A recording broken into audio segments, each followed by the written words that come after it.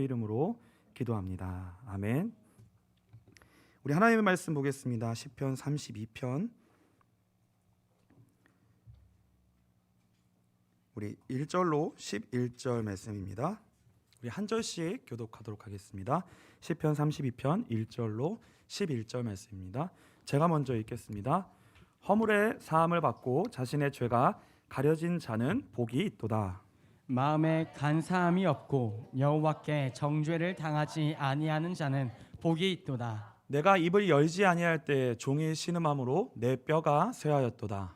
주의 손이 주야로 나를 누르시오니 내 진액이 빠져서 여름 가뭄에 마름같이 되었나이다. 내가 이르기를 내 허물을 여호와께 자복하리라 하고 주께 내 죄를 아뢰고 내 죄악을 숨기지 아니하였더니 곧 주께서 내 죄악을 사하셨나이다.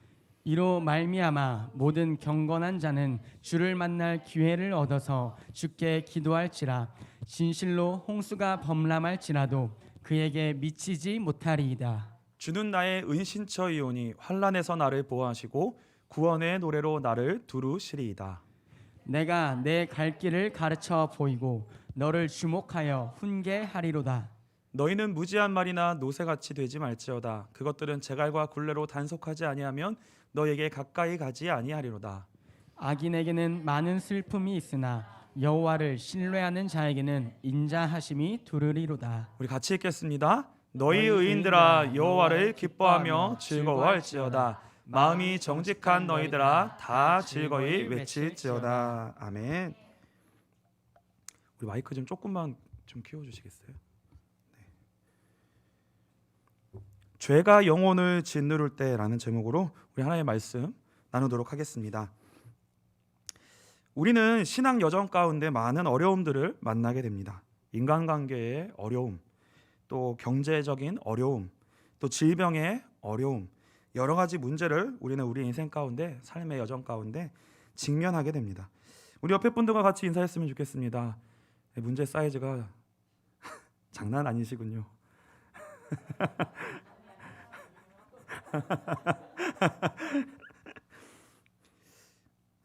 우리는 우리 인생에 문제가 조금만 찾아와도요, 우리는 거의 히스테릭한 반응처럼 우리는 그 문제에 아주 민감하게 반응합니다. 평상시에도 염려하고 걱정하면서 그 문제에 대해서 미리 대비하고요, 문제를 미리 묵상하고요, 미리 염려합니다. 우리는요, 이 문제에 굉장히 길들여져 있고요, 그것에 반응하는 그 우리의 모습들이요, 너무나도 이 속속들이 그것들이 우리의 체질입니다. 우리는 이 문제에 반응하는 전문가들이에요. 저와 여러분에게 어떤 사람을 두고 이 사람의 문제점을 한번 찾아봐 봐라 이러면요, 정말요, 쌓아놨던 거를 막 토해내듯이 막 말할 거예요. 그걸 찾아내는 건요, 우리에게 너무나 쉬운 일입니다. 청산유수같이 나올 거예요. 우리는 문제를 보는 것에는 아주 특화되어 있는 사람들입니다. 우리 마태복음 7장 1절부터 5절을 제가 읽도록 하겠습니다. 비판을 받지 아니하려거든 비판하지 말라. 너희가 비판하는 그 비판으로 너희가 비판을 받을 것이요 너희가 헤아리는 그 헤아림으로 너희가 헤아림을 받을 것이니라. 어찌하여 형제의 눈 속에 있는 티는 보고 내 눈 속에 있는 들보는 깨닫지 못하느냐. 보라, 내 눈 속에 들보가 있는데 어찌하여 형제에게 말하기를 나로 내 눈 속에 있는 티를 빼게 하라 하겠느냐. 외식하는 자여, 먼저 내 눈 속에서 들보를 빼어라. 그 후에야 밝히 보고 형제의 눈 속에서 티를 빼리라. 이게 우리의 체질이에요. 우리의 체질은 문제를 찾아내는 것의 귀재이고 다른 사람에게서 그 문제를 찾아내는 것의 귀재입니다. 그런데 이제 신기한 것은 무엇이냐면요, 성경은 문제 자체에 집중하지를 않는다는 거예요. 그럼 성경은 어디에 집중을 하는가 우리는 보도록 하겠습니다. 마태복음 6장 22절로 24절입니다. 제가 읽겠습니다. 눈은 몸의 등불이니 그러므로 내 눈이 성하면 온 몸이 밝을 것이요 눈이 나쁘면 온 몸이 어두울 것이니 그러므로 내게 있는 빛이 어두우면 그 어둠이 얼마나 더하겠느냐. 한 사람이 두 주인을 섬기지 못할 것이니 혹 이를 미워하고 저를 사랑하거나 혹 이를 중히 여기고 저를 경히 여김이라. 너희가 하나님과 재물을 겸하여 섬기지 못하느니라. 성경은 우리의 눈에 집중합니다. 우리의 눈이 우리의 영혼이, 우리의 영혼의 눈이 빛으로 인해 밝아져서 보아야 할 것을 보고 있는가? 아니면 그 빛이 없음으로 인해 우리의 영혼의 눈이 어두워져서 캄캄한 중에 있는가? 우리는 이 시각을 하나님이 우리에게 이 시각에 대하여서 알려주시는 거예요. 하나님의 말씀은 바로 우리의 이 근본 시각 자체를 바꿔주는 것입니다. 여러분의 영혼, 우리의 마음은 무엇에 지금 지배를 받고 있으십니까? 이 문제는요, 어디서부터 시작된 거냐면 첫사람 아담으로부터 시작된 문제입니다. 창세기 3장 1절부터 보시면요, 뱀 속에 들어간 사단이 자신의 정체를 드러내지 않고 뱀을 배경으로 하여 아담과 하와에게 접근합니다. 근데요, 그 뱀이 접근하는 핵심이 있어요. 접근하고자 하는 그 핵심이 있는데요, 바로 창세기 2장 17절에 기록된 하나님의 말씀입니다. 우리 한 목소리로 같이 읽겠습니다. 같이 읽겠습니다. 선악을 알게 하는 나무의 열매는 먹지 말라. 내가 먹는 날에는 반드시 죽으리라 하시니라. 뱀 배후에 들어가서 아담과 하와의 영혼을 향하여 접근하고 있는 이 사단이 핵심적으로 건드리고자 했던 것은 무엇이냐면 하나님의 말씀이었어요. 아담과 하와에게 허락하여 주신 하나님의 말씀이었습니다. 이 말씀에는 분명히 이렇게 말씀 기록되어져 있습니다. 선악을 알게 하는 나무의 실과를 먹으면 반드시 죽으리라. 반드시 죽으리라. 이게 하나님의 분명한 말씀이었습니다. 아담과 하와 속에 이 하나님의 말씀이 정말로 깊이 뿌리 내려져 있었다면, 그것이 정말 박혀 있었다면, 진리로 정말 박혀 있었다면, 그 하나님의 말씀이 그의 영혼의 눈을 밝혀서 무엇이 사실이고 무엇이 진리이고 무엇이 죽는 길이고 무엇이 사는 길인지 그 빛이 환하게 비춰져 있었다면, 그의 눈이 진정 생명을 향한 빛을 향하여 눈이 밝아져 있었을 것입니다.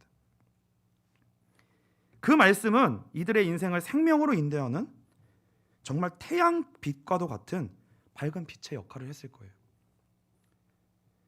이 하나님의 말씀만 있다면 그 앞에 거짓은 명백히 드러납니다. 애매모호한 것은 없어요. 분명히 분별되게 되어집니다. 무엇이 죽는 길이고 무엇이 사는 길인지. 근데요, 그 뱀이 정확히 그 핵심을 치고 들어오는 거예요. 창세기 3장 4절입니다. 뱀이 여자에게 이르되 너희가 결코 죽지 아니하리라. 그 하나님의 말씀에 정반대로 도전을 하고 우리에게 그 말씀을 건드리는 그 도전을 해오는 거예요. 먹으면 도리어 눈이 밝아져서 하나님과 같이 될 것이고 하나님과 같이 되어 선악을 내가 알게 될 것이다. 결국 아담의 실패는 무엇이었냐면요, 하나님의 말씀을 놓친 것이었습니다.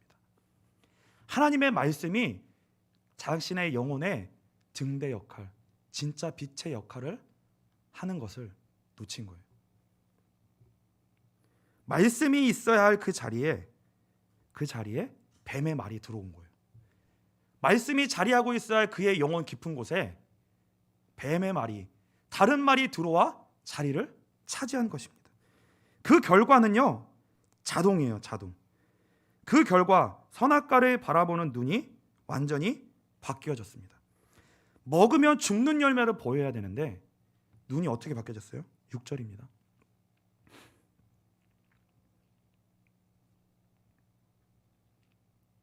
여자가 그 나무를 본즉 먹음직도 하고 보암직도 하고 지혜롭게 할 만큼 탐스럽기도 한 나무인지라. 여자가 그 열매를 따먹고 자기와 함께 있는 남편에게도 주매 그도 먹은지라. 먹으면 죽는 열매를 보여야 될 그 눈이 말씀을 잃어버리고 나니까 어두워져서 보암직, 먹음직, 지혜롭게 할 만큼 탐스러운 나무의 열매로 보여진 것입니다. 이게 무슨 일이 일어난 거예요? 하나님의 말씀이 더 이상 거할 수 없는 인생이 된 거예요. 창세기 6장 3절입니다.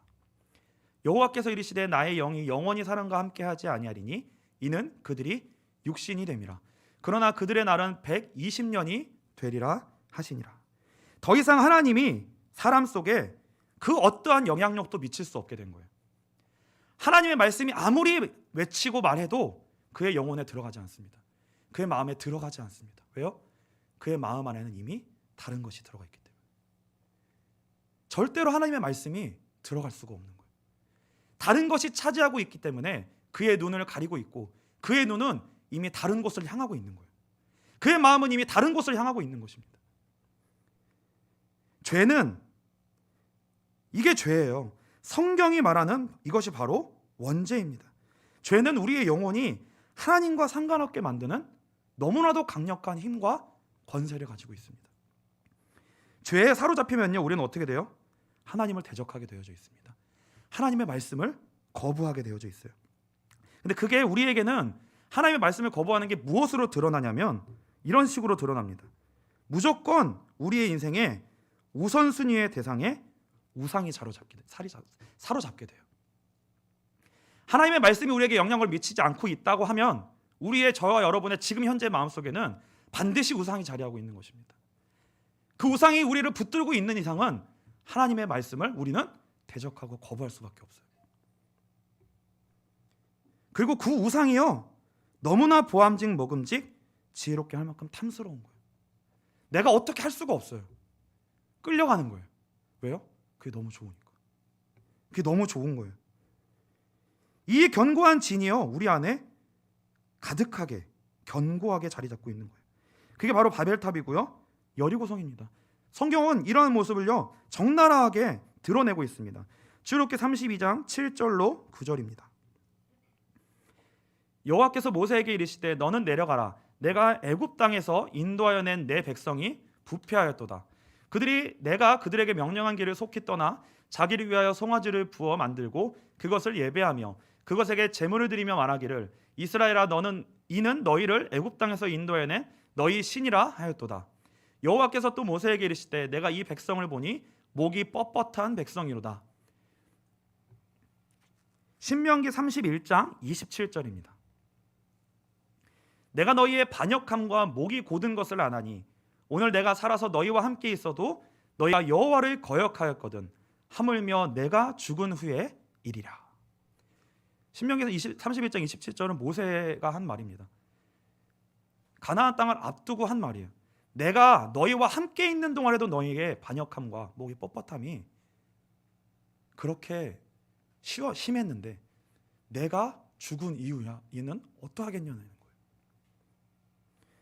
저와 여러분에게 예배가 진짜 우선순위로, 말씀이 여러분의 인생 속에 최우선의 영향력으로 우선순위로 아직 영향을 미치지 않고 있을 수 있어요. 그러나 여러분의 인생 속에 아직 예배가 있고 여러분이 아직 말씀을 듣는 자리에 여러분의 인생이 아직 있다면 그것이 여러분들을 사실은요 지켜주고 있는 거예요. 그것이 없다면은요 우리의 인생은요 이미 말할 수 없는 인생을 살고 있을 거예요. 저와 여러분이 예배를 떠나 있다, 그건 말로 할 수 없는 인생입니다. 잘 되는 것처럼 잠시 잠깐 보인다 할지라도 그 이후에 어떠한 일이 우리의 인생 속에 일어날지는요 아무도 예측할 수 없어요. 그래서요 저와 여러분이 구원받고 하나님의 자녀가 된 것은요 진짜 기적 중의 기적입니다. 있을 수가 없는 일이에요. 우리가 하나님의 자녀가 된다? 내가 예수를 믿고 믿음으로 말미암아 구원을 받고 하나님의 자녀가 됐다? 내가 교회에 나와 하나님 앞에 예배드리는 자가 됐다? 이게 말도 안 되는 일이에요. 절대로 불가능한 일입니다. 기적 중의 기적이에요. 우리가 지금 우리 인생 속에 막 어떤 일이 일어나야 기적이 아니라 저와 여러분이 은혜를 받은 것, 저와 여러분이 예수를 믿게 된 것, 저와 여러분이 지금 교회에 나와 앉아있고 이 시간에 온라인에 예배를 틀고 어떠한 마음으로 드리든지 어떠한 태도로 드리든지 저 여러분이 이 시간 이 예배 앞에 나와 있다는 것, 그게 기적이에요. 왜 그러냐면요 우리는 절대 하나님과 만나질 수 없는 인생이기 때문에 그렇습니다. 어느 정도로 우리가 하나님과 만나질 수 없는 인생이냐, 예수님이 그 죄로 말미암아 십자가에 죽으셔야만 했을 정도로 우리는 하나님과 만날 수 없는 존재예요. 예수님이 죄를 위하여 우리를 위하여 죽으셔야만 우리가 하나님께로 갈 수 있는 그 정도의 우리가 그만큼 하나님과 멀리 떠나져 있고 우리는 하나님께 나아갈 수 없는 자들입니다. 예수님이 십자가에 죽지 않고서는요, 우리가 죄에서 자유로워질 수가 없어요. 그래서요, 진짜 이 은혜 받고요, 여러분이 은혜를 받고 예수를 만나게 된 그 진짜 열매가 뭐냐면요, 그 증상이 무엇이냐면, 무엇으로 터져 나와야 되냐면 회개가 터지는 거예요. 회개. 진정으로 회개가 터지는 거예요. 하나님께 돌아가게 되는 회개. 죄로부터 자유로워져서 내가 하나님께로 향하게 되는 것. 내가 예배가 되는 것. 말씀이 들려지는 것. 말씀이 내 마음의 심령 가운데 자리를 잡게 되는 것. 그게요, 회개예요. 그게 회개입니다. 우리 마음이 죄에서, 우상에서, 세상에서 돌이켜요, 하나님께로 돌아가게 되는 것. 저와 여러분에게 이 은혜가 한 번쯤은 있으셨을 거예요. 그게요, 하나님의 진짜 은혜고요, 기적입니다.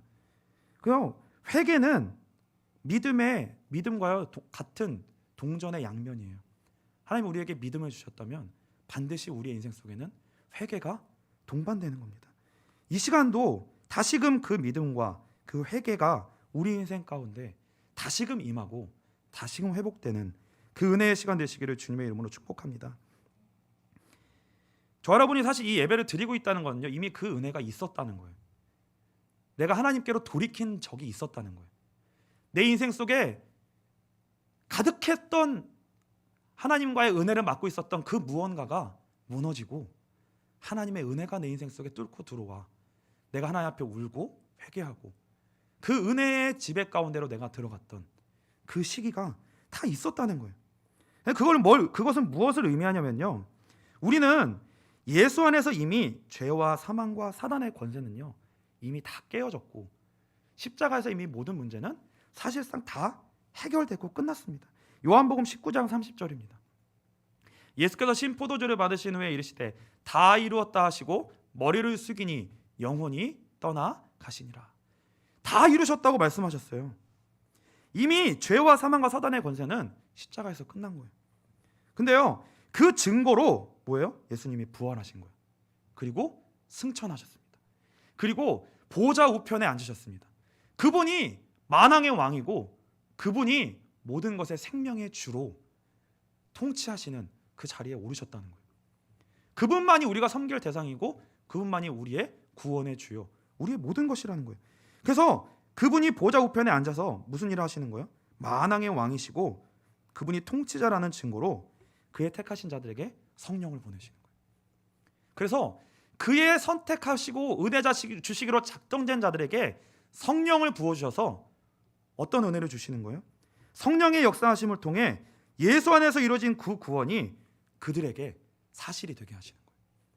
사실이 되게 하시는 거예요. 진리가 되게 하시는 거예요. 진리가 되게 하십니다. 성령 안에서 말씀이 영원한 진리로 그의 주님의 백성에게는 절대적 영향력을 미치게 되는 거예요. 그러니까 하나님의 자녀는요, 성령 안에서 반드시 말씀이 절대적 영향력을 미치게 되어져 있습니다. 하나님의 말씀이 그의 인생을 진짜 통치하게 되어 있어요. 그의 인생의 근본을 반드시 통치하게 되어 있습니다. 여러분은 정말 구원 받으셨습니까? 정말 여러분의 인생 속에 성령이 내주하십니까? 확인하셔야 됩니다. 그 증거가 뭐예요? 여러분의 인생 속에 여러분의 마음이 진정으로 하나님의 말씀의 권위를 인정하는 거예요.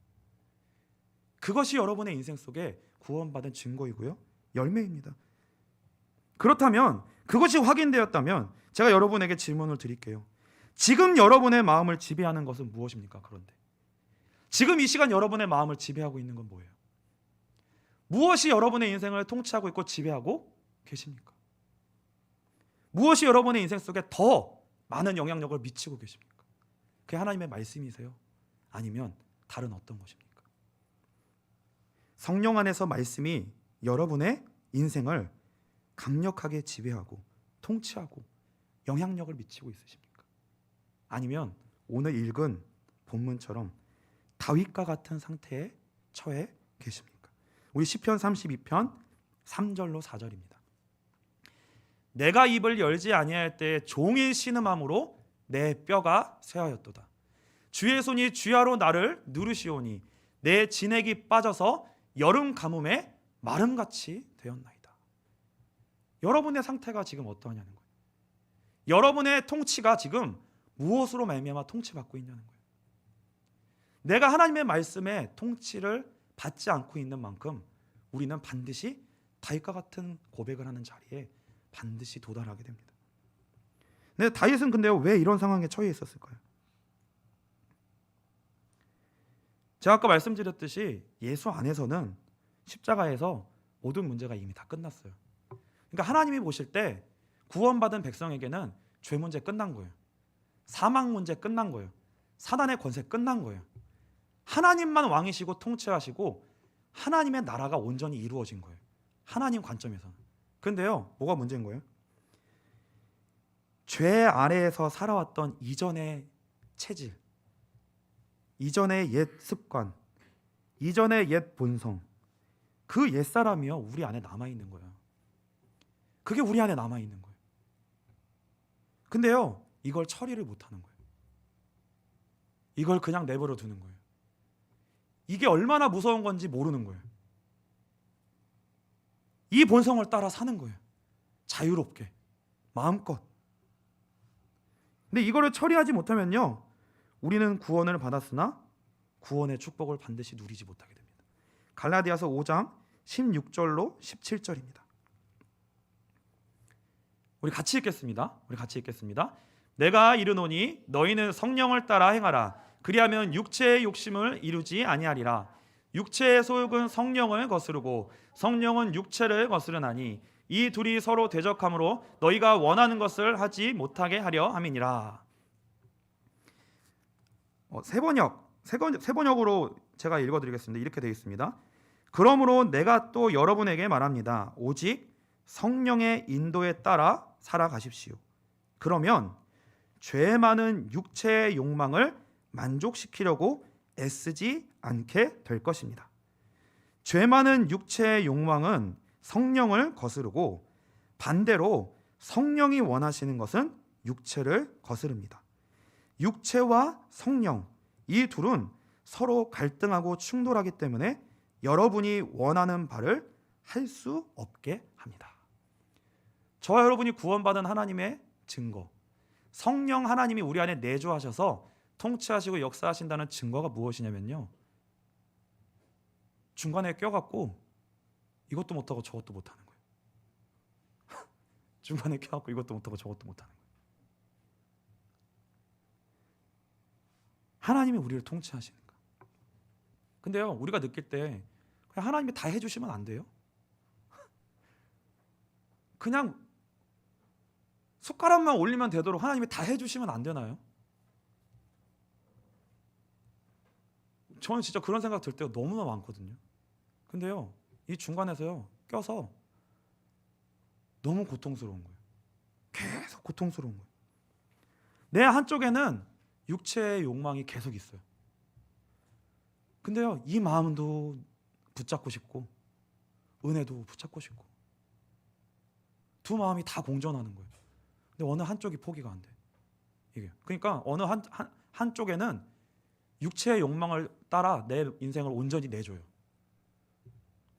어느 순간에는 죄의 지배를 받습니다. 그러다가요, 다윗의 상태로 가는 거예요. 오늘 본문에.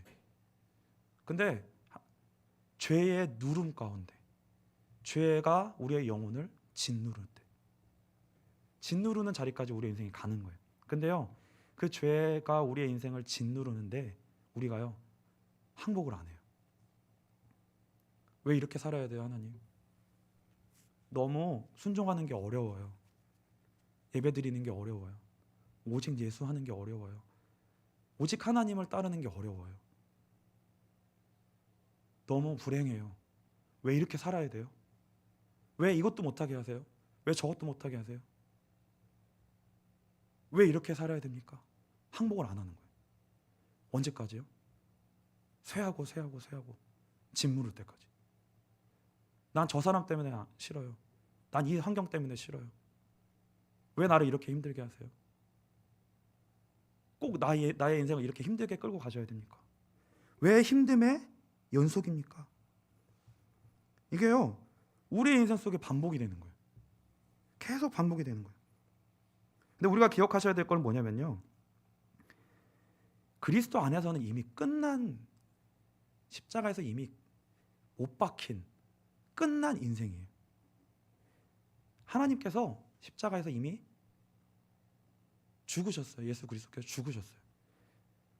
끝난 인생인데 우리 안에 그것이 흔적처럼 남아가지고요, 우리 인생을 붙들고 있는데, 그 죄성이 무슨 일을 하냐? 끊임없이 우상을 만들어냅니다.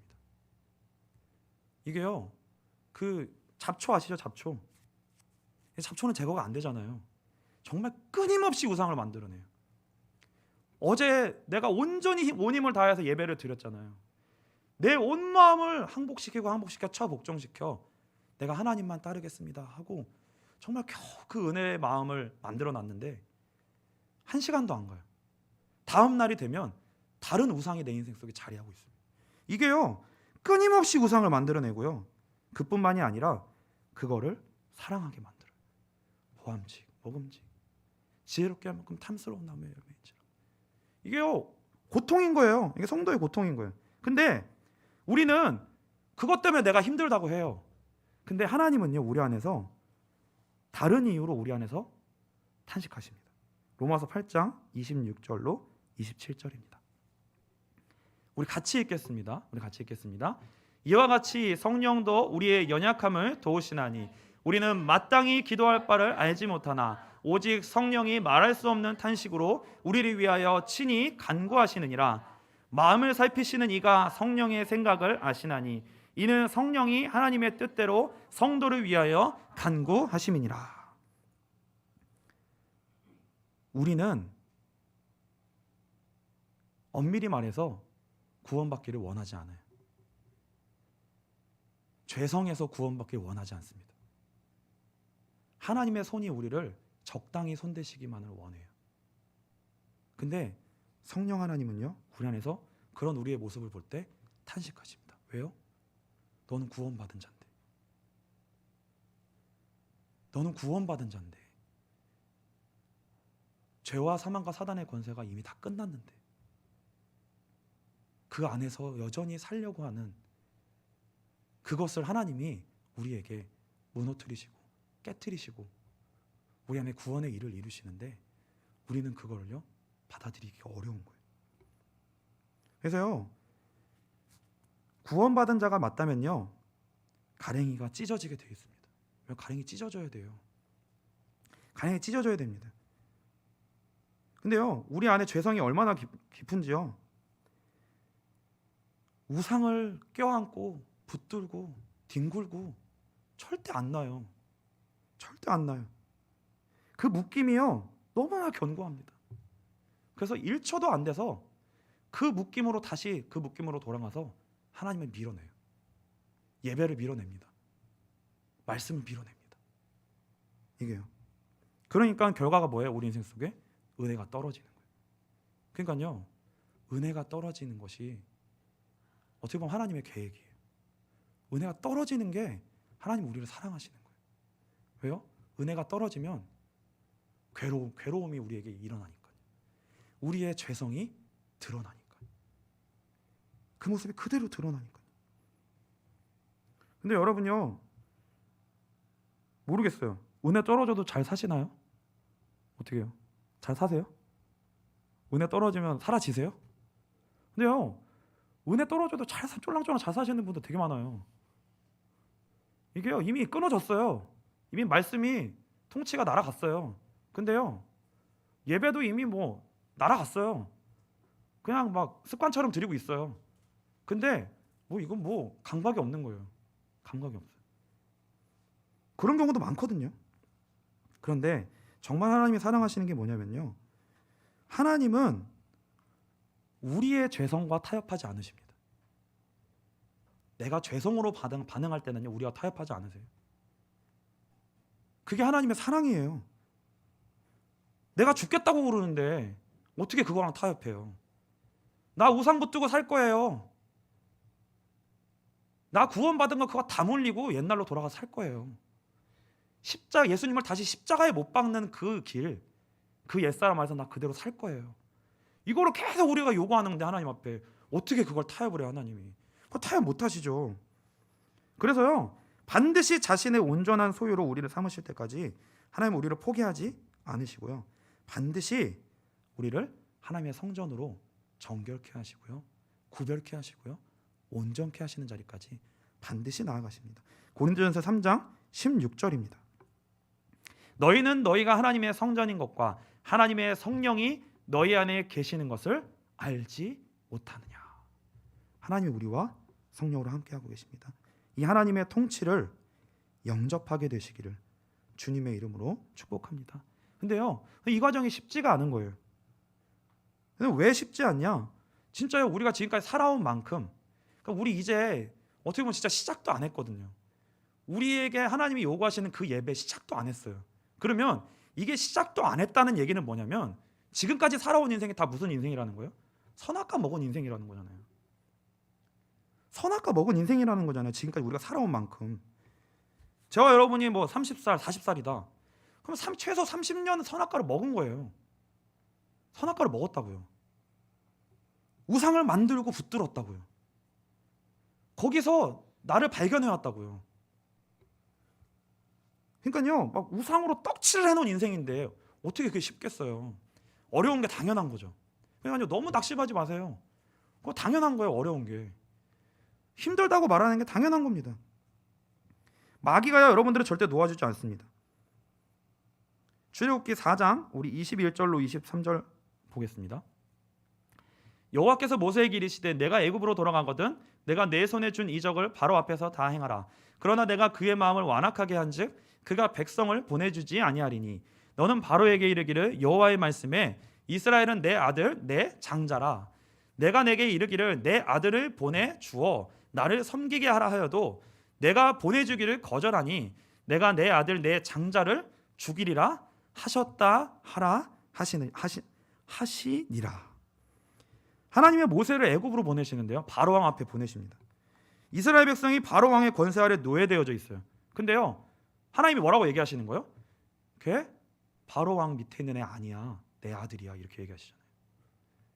저와 여러분이 지금은 죄와 사망과 사단의 권세 아래 종속되어 있는 것처럼 보이지만 그리스도 안에서 다 끝내셔서 아들 삼으셨다니까요.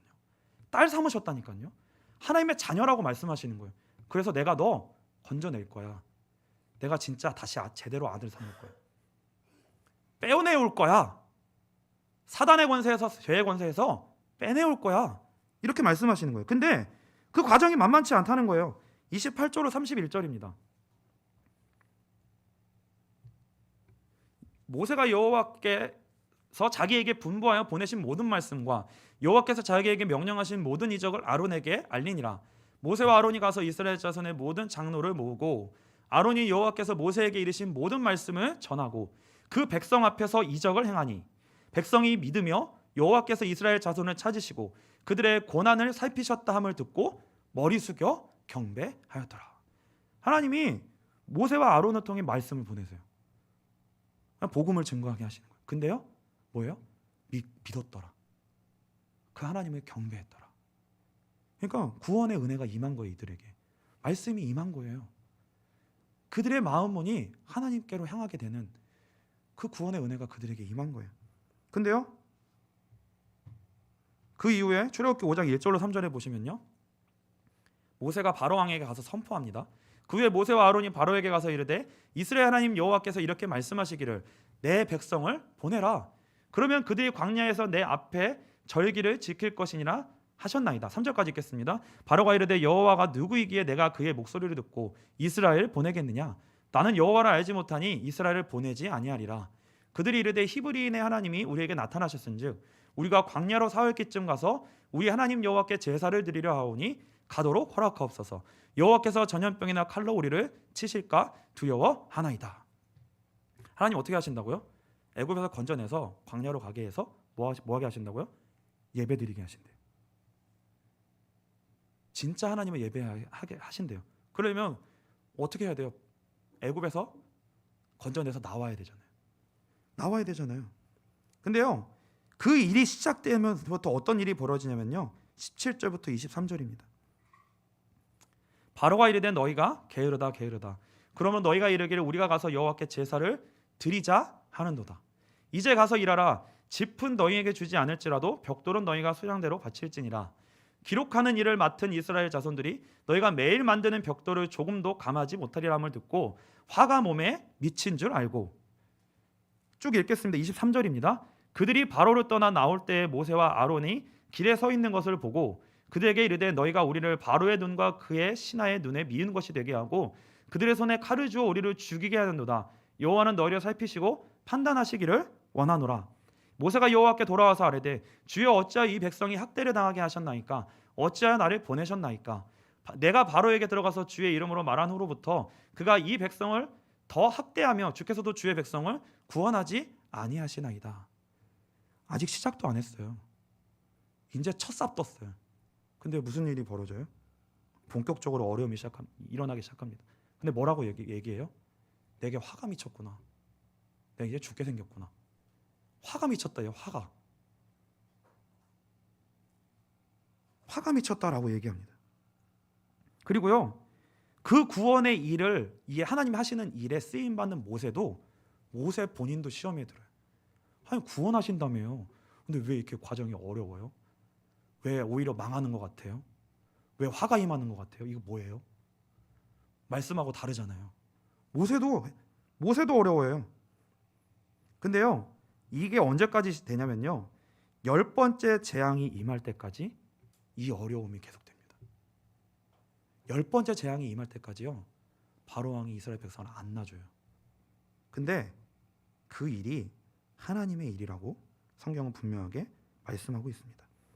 출애굽기 7장 13절입니다. 그러나 바로의 마음이 완약하여 그들의 말을 듣지 아니하니 여호와의 말씀과 같더라. 8장 19절입니다. 요술서가 바로에게 말하되 이는 하나님의 권능이니이다 하였으나 바로의 마음이 완악하게 되어 그들의 말을 듣지 아니하였으니 여호와의 말씀과 같더라. 9장 12절입니다. 그러나 여호와께서 바로의 마음을 완악하게 하셨으므로 그들의 말을 듣지 아니하였으니 여호와께서 모세에게 말씀하신과 같더라. 하나님의 구원의 일을 이루시기 위해 무슨 장치를 걸어 놓으셨냐면 바로 왕을 하나님이 붙들고 계신 거예요. 바로 왕이요, 쉽게 안 놔줘요. 그러니까요, 이게 뭐예요? 하나님은 우리를 이미 구원하셨어요. 죄와 사망과 사단의 권세에서 구원하셨습니다. 그런데 우리가 아직 죄와 사망과 사단의 권세 아래 있어요. 그거 하나님이 허락하신다는 거예요. 언제까지요? 그 일이 우리에게 무언가 일을 한다는 거예요. 우리가 끝까지 죄와 사망과 사단의 권세 아래서 빠져나오지 못하는 우리의 인생의 모습을 계속 확인하게 하신다는 거예요. 그러니까요, 우리가 하나님이 우리를 어렵게 하시는 게 아니에요. 우리가 죄 아래 있기 때문에 어려운 거지. 하나님을 원망할 일이 아니에요. 우리가 어둠 가운데 있는 거예요. 그래서요, 이게 언제까지 돼요? 6월절 어린 양의 피를 바르는 날, 그때 비로소 장자 재앙으로부터 구별되집니다. 진짜 하나님의 백성으로 구별이 되어져요. 뜯어져 나와져요. 그때로부터 출애굽하는 구원의 일이 일어납니다. 근데요, 하나님의 큰 군대더라 이렇게 나와요. 저와 여러분요, 하나님의 자녀인데 하나님 자녀 아니에요. 아직 마귀 자녀의 속성을 그대로 가지고 있고 그 통치 아래 있고 그대로 살려고 하는 인생들입니다. 저와 여러분 아직 예배자 아니잖아요.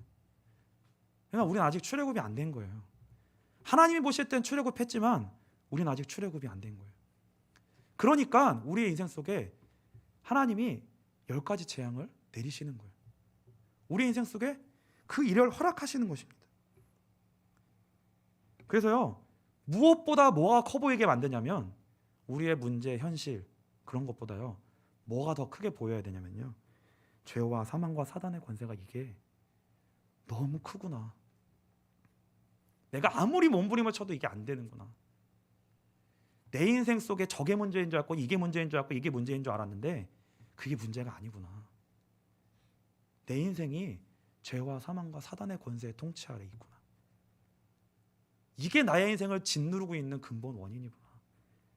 근데 내가 이걸 어떻게 할 수가 없구나. 이걸요, 반복적으로 깨닫는 거예요. 반복적으로. 언제까지요? 깨어질 때까지. 우상 다 깨어질 때까지. 다 깨어질 때까지. 그래서요. 근데요. 죄와 사망과 사단의 권세보다 어떠한 능력이 더 크냐면요. 하나님이 우리를 구원하시고 붙들고 일하시는 하나님의 손이요. 훨씬 커요. 그게 훨씬 커요. 그게 훨씬 큰 거예요. 근데 한번 보세요. 이스라엘 백성의 모습입니다. 출애굽기 14장 10절로 14절입니다. 바로가 가까이 올 때 이스라엘 자손이 눈을 들어본즉 애굽 사람들이 자기들 뒤에 이른지라 이스라엘 자손이 심히 두려워하여 여호와께 부르짖고 그들이 또 모세에게 이르되 애굽에 매장지가 없어서 당신이 우리를 이끌어내어 이 광야에서 죽게 하느냐 어찌하여 당신이 우리를 애굽에서 이끌어내어 우리에게 이같이 하느냐 우리가 애굽에서 당신에게 이른 말이 이것이 아니냐 이르기를 우리를 내버려 두라 우리가 애굽 사람을 섬길 것이라 하지 아니하더냐 애굽 사람을 섬기는 것이 광야에서 죽는 것보다 낫겠노라 모세가 백성에게 이르되 너희는 두려워하지 말고 가만히 서서 여호와께서 오늘 너희를 위하여 행하시는 구원을 보라 너희가 오늘 본 애굽 사람을 영원히 다시 보지 아니하리라 여호와께서 너희를 위하여 싸우시리니 너희는 가만히 있을지어다. 이스라엘 백성들은요 끝까지 하는 일이 뭐냐면 원망하고 불평하는 거예요. 그리고 나 출애굽 안 하겠다는 거예요. 나 구원 안 받겠다는 거예요. 나 이게 낫다는 거예요. 이 과정에서 오는 고통을 당하느니 그냥 난 여기 있겠다는 거예요. 그 이후에 올 구원 난 그런 거 모르겠고 난 이 과정 내가 못 넘어가겠다는 거예요. 그냥 다 그만두겠다는 거예요. 그리고 뭐라고 얘기하냐면 광야로 가면 난 죽을 거래요. 광야로 가면 난 죽을 거래요. 근데 모세가 달라졌어요. 모세도 똑같이 그 모습을 보며 시험 들었거든요. 와 이게 진짜 맞나? 야 이게 진짜 예수 믿는 거 맞나? 이렇게 끝까지 몰아붙이는 게 맞나? 야 이거 하나님 이거 잘못된 거 아니에요? 이렇게 했던 모세가 뭐라고 얘기하냐면 가만히 서서 보라. 하나님이 구원하시는 일을 보라. 이렇게 얘기하는 거예요. 근데 이 상황이 어떤 상황이에요? 앞에는 홍해가 가로막혀져 있고 뒤에는 바로가 쫓아와요. 어디로 가도 죽음이에요. 어디로 가도 죽음이에요. 이게 혹시 여러분들이 이 상황 가운데 계십니까? 이게 뭐예요? 죄에 우리의 영혼이 짓눌려 있는 거예요. 그리고 앞으로도 뒤로도 갈 수 없는 그 상황. 이게요 하나님이 하시는 일이에요. 근데 이 상황 속에 있으면 하나님이 안 보여요. 이게 하나님이 하시는 일로 안 보여요. 사방이 이렇게 가도 죽을 일, 저렇게 가도 죽을 일로 밖에는 안 보인다는 거죠. 그래서요 기도하셔야 될 게 뭐냐면 저와 여러분의 과정은 계속 그럴 거예요. 근데 중요한 건 뭐냐면 하나님이 이 구원의 일을 어떻게 하시냐면 교회를 통해 이 구원의 일을 이루어 가십니다. 공동체를 통해 이루어 가세요. 그리고요 하나님의 사역자를 세워내십니다. 그래서요 말씀을 반드시 증거하게 하세요. 그러니까요 우리는 계속 별로 크게 달라지지 않을 거예요. 우리는 오늘 은혜 받아도 내일 또 원망하고 불평하고 또 넘어질 거예요. 근데 중요한 건 뭐냐면 교회가 있는 거예요. 예배가 있는 거예요. 그리고요 하나님의 편에 서서 진짜 하나님의 말씀을 지속적으로 믿음으로 선포해주는 주님의 사역자들을 하나님이 주의 백성에게 보내신다는 거예요. 그게 하나님이 저와 여러분을 사랑하시고 붙들고 계시고 일하고 계신다는 증거입니다. 그래서요 사역자들과 교회를 위해서 진짜 기도해 주시기를 축복합니다. 이 교회가 어느 길로 가는 거냐면요 이거예요. 반드시 하나님이 당신의 자녀를 반드시 예배자로 만들어내실 건데 그 수가 몇일진 몰라요. 근데요 한 사람이더라도 반드시 이 과정을 통과해서 하나님이 예배자를 만들어내실 겁니다. 저와 여러분이 반드시 그 주인공이 되시기를 축복합니다. 이 여정을 반드시 통과해야 돼요. 내가 그 주인공이 되게 해달라고 기도해야 돼요. 그 진짜 그러니까 숫자가 중요한 게 아니에요. 진짜 그 과정을 통과하여 하나님이 구원하여 일하셔서 건져내셔서 만들어내시는 진짜 순금과도 같은 하나님의 자녀, 예배자, 이거를 만들어내실 텐데 그 한 사람, 그 일을 위하여서 교회가 있는 거고요. 하나님이 그 일을 위하여 모든 일을 이루어 가시는 것입니다. 천천히 가더라도, 늦게 가더라도, 더디 가더라도, 많은 수가 아니더라도요, 하나님이 이 일을 지금 빛과 소금 교회를 통하여 이루고 계십니다. 그래서 저 여러분이 이 일에 진짜 복된 선택받은 주인공으로서 이 여정을 달려갈 수 있게 되시기를 주님의 이름으로 축복합니다. 마지막으로 시편 32편 9절을 읽고 우리 마치도록 하겠습니다. 시편 32편 9절입니다. 우리 같이 읽겠습니다. 너희는 무지한 말이나 노새같이 되지 말지어다. 그것들은 재갈과 굴레로 단속하지 아니하면 너희에게 가까이 가지 아니하리로다. 노새와 무지한 말과 같은